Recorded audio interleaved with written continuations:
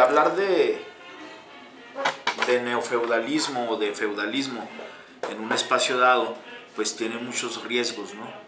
Porque implica que estamos tratando de encontrar aspectos de una sociedad que se dio en un modo de producción diferente al que conocemos ahora, a un modo de producción dominante en el mundo que es el capitalismo.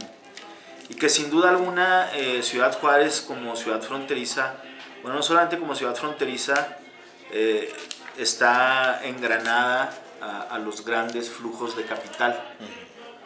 ¿Cómo hablar entonces de feudalismo en una ciudad que pudiéramos decir que surgió con el capitalismo? Que surgió precisamente como ciudad, no digo como villa, que antes era Villa Paso del Norte, sino como ciudad surge en el 1988 precisamente porque se había hecho un gran trato comercial, se había declarado una zona libre de comercio en el Paso del Norte, y eso implicó que muchos capitales del lado norteamericano pasaran a Ciudad Juárez a hacer el comercio en Ciudad Juárez. Entonces ahí en ese contexto es cuando surge la ciudad. Entonces, ¿cómo hablar pues de algo que es feudal en una sociedad que es eminentemente capitalista? Bueno, entendiendo un poco lo que era el feudalismo, o a qué nos referimos con feudal. Y el feudalismo era un sistema de producción, un sistema político, un sistema de valores que estaba determinado por la posesión de la tierra. O sea, la posesión de la tierra era, digamos, la cuestión del poder en el régimen feudal. El que poseía más tierras y obviamente cobraba a la gente que vivía en esas tierras sus impuestos, ¿sí? Era la que tenía más poder en el sistema feudal. En el sistema capitalista ya son las grandes, la gran producción fabril, como la de los automóviles, la de las armas, electrónicos, etc. En este caso las maquilas en Juárez. Por ejemplo, las maquilas en Juárez forman parte de esa gran cadena. Y también la cuestión del capital financiero, de los grandes negocios que se pueden hacer de un lugar a otro trasladando capitales, ¿sí? A ver, me estás diciendo que el feudalismo tiene su base en la posesión de las tierras. Así es. Entonces me estás hablando también de los modos de producción y los medios de producción, que en este caso en Juárez son las maquilas. No son los juarenses o los mexicanos dueños del espacio ahí de las maquilas y nada más estamos rentando el lugar. Como en el feudalismo, la cuestión de la posesión de la tierra cuenta mucho para acumular poder.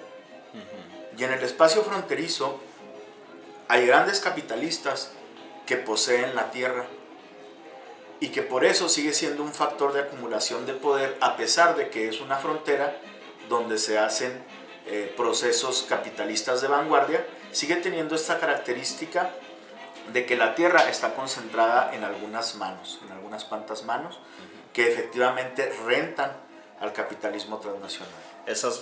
Transnacional. ¿Cómo quiénes son esas manos que poseen la tierra en Juárez?